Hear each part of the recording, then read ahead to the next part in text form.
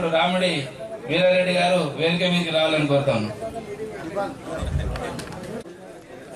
మంత్రివర్యులు వేదికను అలంకరించాలని మనది.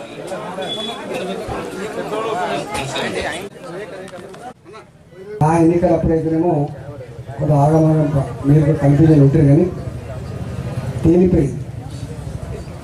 మేము ఆనాడు కూడా చెప్పినాం, మీరంతా పొరపాటు పడుతున్నారు. కొంతమంది సోషల్ మీడియాలో, వాట్సాప్లలో అక్కడక్కడ కొంతమంది కూలీలను పెట్టి డబ్బాల కాడ, చాయ్ కొట్ల కాడ అక్కడ అట ఇట్లట అట్లట అని ప్రచారం చేస్తాను.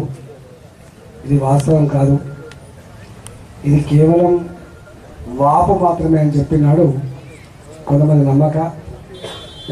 అటుగిట్లు వస్తే నాకైనా లాభం జరగని చెప్పి అక్కడో కాలు పెట్టి ఇక్కడ కాలు పెట్టిన ఉన్నాం. వాళ్ళు ఎవరెవరో మీ దగ్గర లిస్ట్ ఉంటుంది, నారలు ఉంటుంది.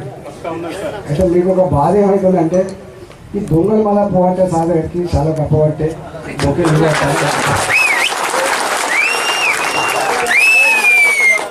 ఇంటికి స్వచ్చుకొని వచ్చినండి, మనం వెళ్ళిపోమని మరి చూసుకుని ఉండాల్సిందే. 2018 ఎన్నికల దాకా నాకు నల్లదేవదు, నాకు తెల్లదేవదు. ఏ మనిషి వచ్చినా నీ ఊరేందని అడగకపోతుంది, నీ కులమేందని అడగకపోతుంది, నీ పార్టీ ఏంది అని అడగకపోతుంది, నీ బాధ ఏందని మాత్రమే అడిగితే.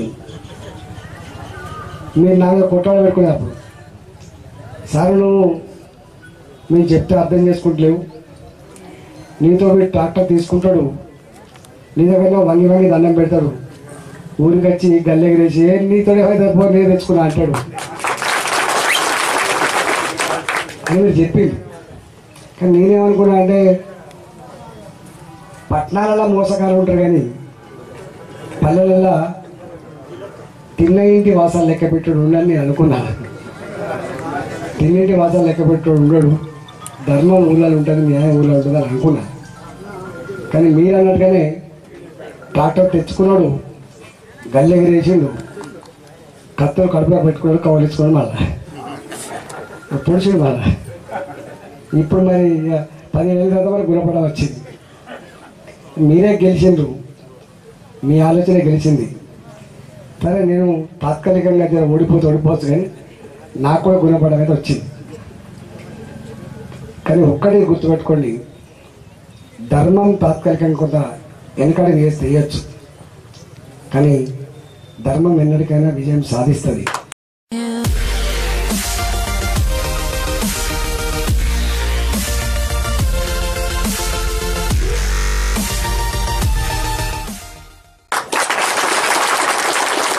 పార్టీ జెండా కోసం అహోరాత్రులు కష్టపడ్డ కార్యకర్తలు, నాయకులు మీరు కొంత కనుమరుగైనట్టు కనపడ్డా మళ్ళీ ఎప్పుడో ధర్మం మీ వైపే ఉంటుంది, న్యాయం మీ వైపే ఉంటుంది. తప్పకుండా మీకే మంచి రోజులు వస్తాయని చెప్పి మీకు మనం చేస్తున్నాం. అయితే మీరు అనుకుంటారు గట్లే అంటారు, కానీ మేము వెనకబడిపోతున్నామని. వెనకబడి పోమ్మనండి. అంటే ఒక్కొక్కసారి ఆకారాలు, ఈ గొలుసులోళ్ళు, ఈ పెద్ద పెద్ద కథా కార్యక్రమంలో కొంత ముందు ఉంటారు. వాస్తవంగా చెమట వాసన వచ్చినోడు, మామూలు బట్టలు వేసుకున్నోడు వెనుకనే ఉంటుండొచ్చు, కానీ ఎన్నటికైనా వాళ్ళకుండే గౌరవం, వాళ్ళకుండే ఆదరణ తప్పకుండా ఉంటుంది. ఎవరైతే అయితే నేను మీ ఒక్కడికి మీకు ఒక విజ్ఞప్తి చేసిపోతున్నాను. నాకంటే ఎక్కువ మీకెరక అక్కడ నిన్ననే సాధారణ బాయ్ బ్రహ్మాండంగా పూజలు పెట్టే మళ్ళీ ఇక్కడికి వచ్చే మళ్ళీ నిలబడ్డాడు, గిట అంటాడు, మీకెరక. కాబట్టి మీ ఊళ్ళల్లో ఎవరున్నారో వాళ్ళ పేర్లు మీరే దగ్గర పెట్టుకోండి. అంటే కష్టకాలంలో మోసం చేసేవాడు, కష్టకాలం ద్రోహం చేసేవాడు, తిన్నింటి వాసాలు లెక్కపెట్టేవాడు, వాడు ఎన్నటికీ కూడా మనిషి కాదు. వాడు తప్పకుండా వాళ్ళ మోసం చేస్తాడు. వాళ్ళు కొంతమందిని మనం కట్ చేసుకోవాలి. మనకు పుండు పుడుతుంది శరీరం మీద. ఆ పుండు పుట్టినప్పుడు పుండు తీసేయకపోతే క్యాన్సర్ అవుతుంది. కాబట్టి తప్పకుండా అలాంటి పుండ్లు, అలాంటి నీచులు ఉంటారు. నాకంటే ఎక్కువ మీ ఊళ్ళనే ఉంటారు. కాబట్టి ఏ ఊరికి ఆ ఊరు మీరే వాళ్ళను పలానాడు బిడ్డ నువ్వు చేసినవా లేదా, మీ నుంచి తప్పించుకోండి. నా నుంచి తప్పించుకుంటాడు కానీ మీ నుంచి తప్పించుకోలేడు.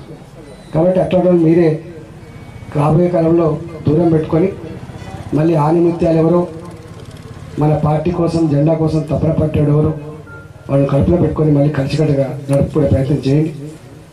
అయితే అక్కడక్కడ గమ్మత్ ఏమైందంటే సొరబడి ఒకడు దీనికల్లా ముక్కని తీసుకున్నాడు, మళ్ళీ అడిపోయింది. ఆయన నిజమైన పార్టీ అన్నాడు. అసలు ఇక్కడ పోయింది ఎక్కడో. అట్ట కూడా జరిగినాయి మన సర్పంచ్ ఎలక్షన్లో జరిగినాయి. కానీ బాధపడకండి, తప్పకుండా త్వరలోనే అవన్నీ సర్దుకుంటా చేసుకొని మళ్ళీ మనం పాత ఎట్లయితే మనకు కల్మషం లేదు. వాస్తవంగా గ్రూపులు లేవు మన దగ్గర, కల్మషాలు లేవు మన దగ్గర. ఈ మనిషి ఆ మనిషి ఏం లేకుండే అందరూ కలిసికట్టుగా ఒకే తల్లి బిడ్డల్లాగా కులం మతంతో సంబంధం లేకుండా బ్రహ్మాండం కలిసిపోయి ఉండి మళ్ళీ ఆ రోజులు ఈ నియోజకవర్గానికి వస్తాయని చెప్పి ఆశిస్తున్నాను. ఇంతకుముందే కార్లు వస్తుంటే ఒక ఆయన ఫోన్ చేసి ఏడుస్తాను, రోజు ఒక 2-3 ఏడుస్తాను. అయితే ఏడుస్తాను ఏంటంటే చెప్తలేడు, నీకు కలిసి చెప్తా అంటాడు. అంటే ఆయన ఆ ఏడుపులో ఆ కన్నీళ్ళలో అర్థం ఉందని అర్థమైంది. తప్పకుండా ఏడిపోయిందంటే మోసం చేసి మళ్ళీ దగ్గరికి వచ్చిందని అర్థం.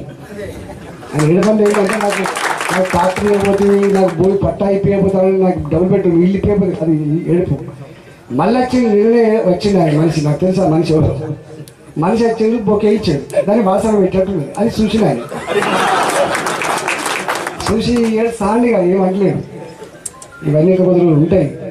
వాస్తవంగా ఈ నియోజకవర్గంలో 81.6% టీఆర్ఎస్ పార్టీ ఉందని కేసీఆర్ ప్రకటించినాడు. తెలంగాణ భవన్లో ప్రకటించిన నిజంగా నేను కూడా గర్వపడ్డా. నిజంగా కూడా పార్టీ అట్లా ఉండే జైనైంది తప్ప మనకి ఎవరు పోలే. ఎవరో ఒకరిద్దరు దుర్మార్గులు, మూర్ఖులు, తల్లి పాలు తాగి రొమ్ము కుదిరిలో ఉంటుండొచ్చు కానీ పోలే. మనకు యాడ్ అయ్యి అనుకునేది ఏంటంటే పాతది గింత ఉండే, గింత వచ్చి జైన్ అయింది, ఇది అది కలిస్తే గింత కావాలి కదా అనేటువంటి బాధ ఉండే. అట్లా మనకు వాస్తవంగా ముఖ్యమంత్రి గారు ప్రకటిస్తున్నప్పుడు అయినా ఇట్లా ఉండదు సార్, గింతగా ఉండదు మా దగ్గర, మనంతా లూజ్గా ఉంటుంది అని చెప్పినాం. కానీ అన్నట్టుగానే మరి ఏమైందేమో తర్వాత మనం చేసుకుందాం. కానీ ఈ ఎన్నికలు పార్లమెంట్ ఎన్నికలలో కనీసం మళ్ళీ ఆ 81.63% చెప్పిండ్రు. సరే నా మీద కోపం ఉండొచ్చు, ఇక అయిపోయింది, నాకు ఇబ్బంది పెట్టిండ్రు, ద్రోహం చేసిండు. కానీ ఇక పార్టీకి చేయకండి. కోపం కాదు సార్, ఊళ్ళో మీద కోపం మీదనే వాళ్ళ ఆ విధంగా అయితే అయిపోయింది. కానీ ఇప్పుడైతే కనీసం రేపన్నా వచ్చే ఎన్నికలన్నా మళ్ళీ పాత మన ఐక్యత, సత్తా, మన మెజారిటీ చాలితే కనీసం కొంత తగ్గిపోయే ఆస్కారం ఉంటుంది. కాబట్టి దీంట్లో ఎవడు ఈ కాంగ్రెస్ వాడు ఇక అయిపోయింది, గెలిచినోడే ఉంటలేడు, లైన్ కట్టి వస్తానని చెప్పి నిన్న ప్రకటించాక ఇప్పటికి 19 మంది గెలిచారు, 6 మంది 7 మంది వచ్చారు. ఇంకా గేట్ ఓపెన్ చేస్తే మొత్తం వస్తారట. మేమే వద్దంటాను. అందుకని ఆ పార్టీ ఏందో, దాని కెపాసిటీ ఏందో మీకు ఇప్పుడు అర్థమైంది. ఇక అయిపోయింది. ఆ భ్రమలలో ఉన్న ఎవరైనా ఉంటే ఆ భ్రమను తొలగించుకొని చక్కగా లోపల మీకు మీరే ప్రత్యర్థిపం ప్రకటించుకొని చక్కగా ఈ ఎన్నికల మధ్య గొప్పగా పనిచేస్తే తప్పకుండా ఇక్కడ నేను చెప్తున్నా డిపాజిట్ రాదు. ఇక్కడ కరీంనగర్ పార్లమెంట్లో ఏ పార్టీకి డిపాజిట్ రాదు.